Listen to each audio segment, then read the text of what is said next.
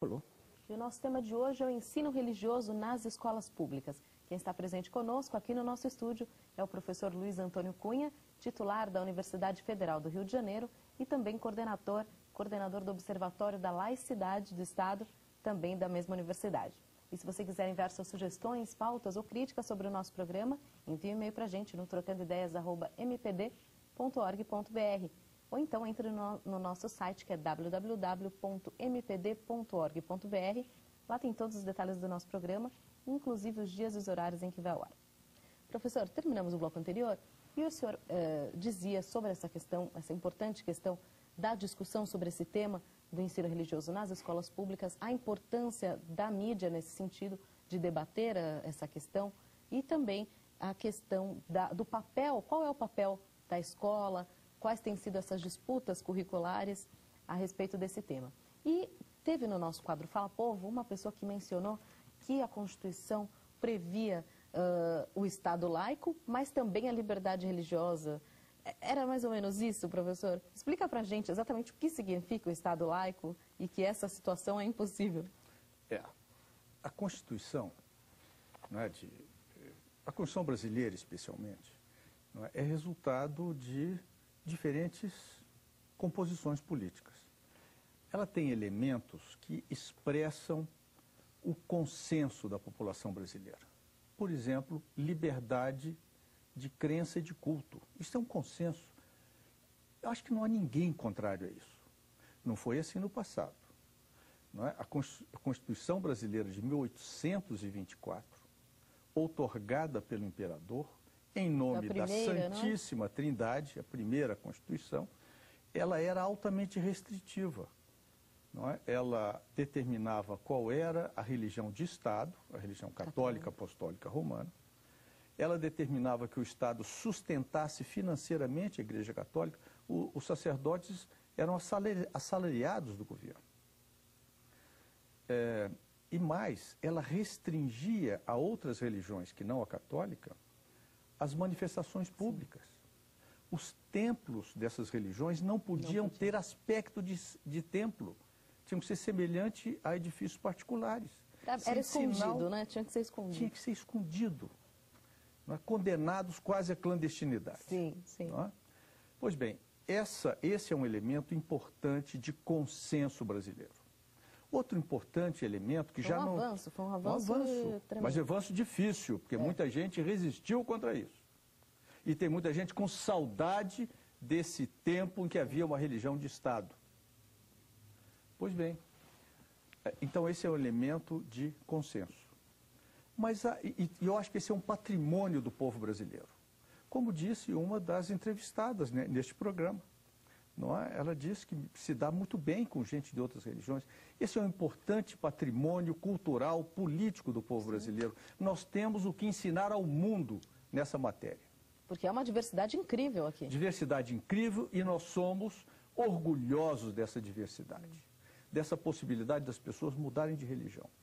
Também. Você sabe que há países em que a religião consta da carteira de identidade da pessoa. É mesmo? Sim. Então, acho que esse é um importante patrimônio nosso, é um elemento consensual da nossa Constituição. Mas há pontos que não são consensuais, que foram lá embutidos por causa de uma grande disputa. Quais? O ensino religioso nas escolas públicas. Sabe que é a única disciplina escolar que a Constituição menciona. Que menciona, é verdade. E não menciona porque é consensual, menciona porque não é, porque é um símbolo de poder. Aí está. Esse eu acho que é o ponto importante.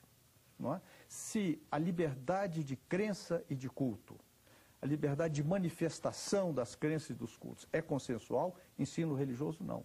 Ela foi imposta numa determinada conjuntura, contrariamente a movimentos laicos. Aí vamos ver o que é isso, O que é isso?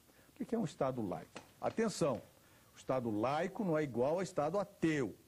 Tem muita gente que procura identificar as duas coisas, e aí não é por insciência, é por maledicência, por estarem mal intencionados.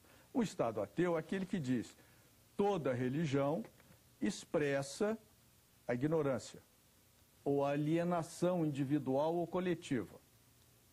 O Estado laico é aquele que simplesmente diz: as disputas do campo religioso não devem sofrer a interferência do Estado. Pronto. Porque o campo religioso é um campo de disputas. Não tenhamos dúvida. Disputas sangrentas, como vemos em vários lugares do mundo, lamentavelmente, não é? Vemos em que as religiões são os explosivos mais fortes das guerras. Não é? A desculpa para a guerra, né? Desculpa para a guerra. Guerras santas, não é? Lamentavelmente. Ou disputas sangrentas, ou disputas não sangrentas. Disputas até dissimuladas, veladas. Nós vemos isso no caso brasileiro, intensa. Não é? Prefiro não dar exemplos, a menos que você me pergunte. Dê exemplos, professor. Então, essas disputas, o Estado não pode se meter nelas. Nem para favorecer uns, nem para desfavorecer outros. O Estado não pode. O Estado tem que ser imparcial diante das disputas do campo religioso. As disputas do campo religioso são próprias do campo religioso, pelos mecanismos próprios do campo religioso. O convencimento dos fiéis, a divulgação das suas crenças. O Estado não pode se meter. O Estado não pode se meter favorecendo financeiramente a uns e não a outros. O Estado não pode se meter limitando possibilidade de expressão de uns em detrimento de outros. E o Estado não pode usar a escola pública para a difusão de umas crenças e não de outras. Da mesma forma que o Estado também não pode se utilizar de símbolos religiosos nas repartições públicas e também nas escolas públicas. É isso, professor? Exatamente. Porque, veja só, as pessoas e as perguntas falaram, isto ofende? Para alguns ofende sim. Claro. Estou me lembrando de um programa de televisão recente em que um cardeal dizia para outra entrevistada, não é? Mas como? Porque a cruz pode ofender alguém? E a outra entrevistada dizia, cardeal, não se esqueça de que populações inteiras foram massacradas em nome da cruz. Mas tirando esse ponto, não é? As marcas são símbolos de poder.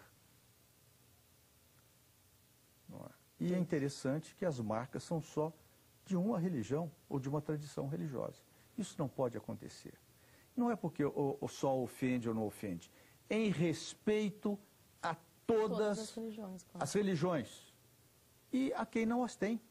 Porque também existem na nossa sociedade e têm igual direito político dos demais. Numa democracia. Ou será que alguém pensa que nós devemos ter um Estado, não é, atuando em nome de determinadas confissões religiosas? Pensam, porque tem uma maneira defeituosa de pensar a democracia. Democracia é quem pensa igual a mim. E a ditadura é quem pensa igual a você. Não é possível. Assim não é possível. Essa é uma distorção, não é, do pensamento democrático, de jeito nenhum. Portanto, e é um jeito também transverso de ver a liberdade. Então, a pessoa só quer ter a sua liberdade, mas não pensa na do outro. Exatamente. Né? Olha só, Mirela, há tanta gente aqui no Brasil imitando os Estados Unidos, fazendo deste país uma caricatura, não é? Por que não imita neste ponto? Não há sinais religiosos nos tribunais norte-americanos. No entanto, uma sociedade profundamente religiosa. Eu me lembro de ter lido um autor inglês que dizia dos Estados Unidos, o mais laico dos estados e a mais religiosa das sociedades. Uma coisa não é contraditória à outra. A Índia é um outro exemplo interessante. É uma sociedade profundamente religiosa, não é? A religião transparece em todas as ruas, em cada esquina, nos movimentos de todo mundo, etc. Mas o Estado é totalmente laico. A Constituição indiana é laica e não há ensino religioso nas escolas públicas, nem sinais religiosos, nem da religião predominante na Índia, que é o hinduísmo. E isso não atrapalha a formação do indivíduo, que, pelo contrário, elas são